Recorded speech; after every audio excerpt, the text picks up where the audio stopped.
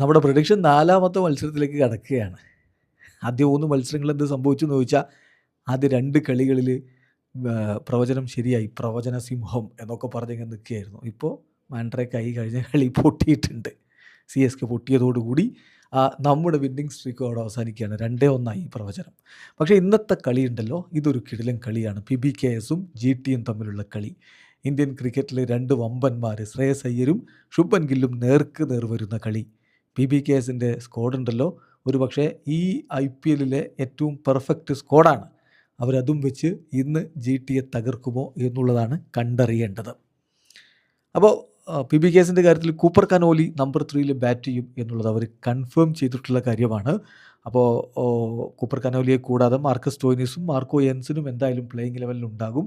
4-മത്തെ വിദേശ താരം ആര് എന്നതിൽ മാത്രമേ അവർക്ക് സംശയങ്ങളുള്ളൂ. അസ്മത്തുള്ള ഒമർസായിയോ ബെൻ ഡോർഷീസോ സേവിയർ ബാറ്റ്ലെറ്റോ കളിക്കാനാണ് സാധ്യത. അപ്പോൾ PBKSൻ്റെ ഒരു പ്രോബബിൾ 12 നോക്കിയാൽ പ്രിയാൻ ഷാരിയ, Prabhsimran Singh, Cooper Connolly, Shreyas Iyer, Marcus Stoinis, Nehal Wadhera, Shashank Singh, Marco യെൻസിന്, നമ്പർ 9ൽ അസ്മത്തുള്ള ഒമർസായി വരികയാണെങ്കിൽ wow what a batting lineup എന്ന് പറയേണ്ടി വരും. ഇനി അസ്മത്ത് അല്ലെങ്കിൽ ബെൻ ഡോർഷിസോ സേവിയർ ബാറ്റ്ലെറ്റോ വരും.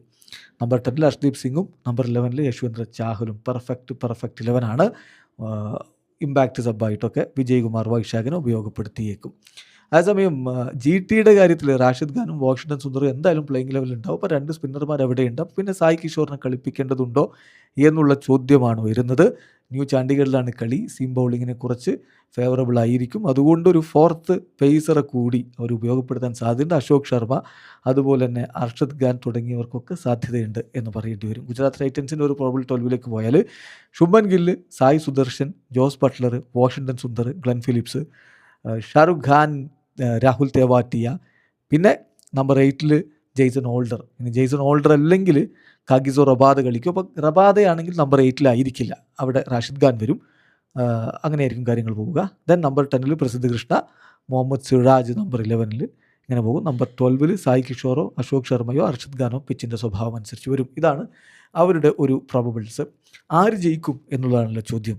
വീണ്ടും ഒരു പ്രവചനത്തിന് മുതിരുകയാണ്. നമ്മുടെ പ്രവചനം PBKS ഇന്നത്തെ മത്സരം വിജയിക്കുമെന്നാണ്. നിങ്ങളുടെ പ്രൊഡിക്ഷൻ കമൻറ്റ് ബോക്സിൽ രേഖപ്പെടുത്തൂ.